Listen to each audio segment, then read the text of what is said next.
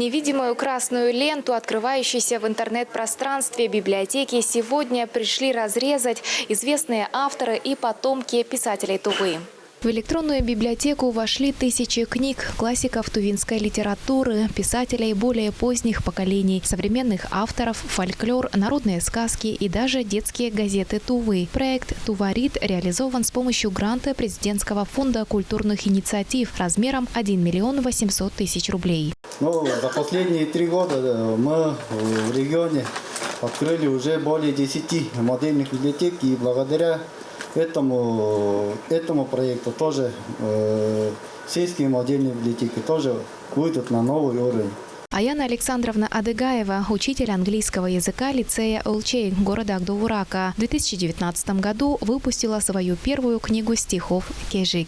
Этот проект очень своевременный, очень нужный, поскольку с развитием технологий электронная библиотека, я считаю, как всегда необходима. Мои дети все любят читать, возможно, потому что мы, родители, и папа наш, и я, мы любим читать, любим книги. 100 сказок и детских рассказов можно услышать в записи. В оцифровке и озвучивании книг участвовали работники библиотеки и Национального оркестра Тувы. С авторами книг и правопреемниками писателей Тувы было заключено 130 договоров. Знаменательно то, что наш дедушка, детский писатель, его работы тоже вошли в эту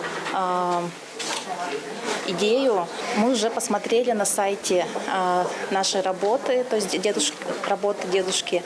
Это Кузел, это рассказы Адыоглу, медвежонок, а также рассказ про хитрую змею.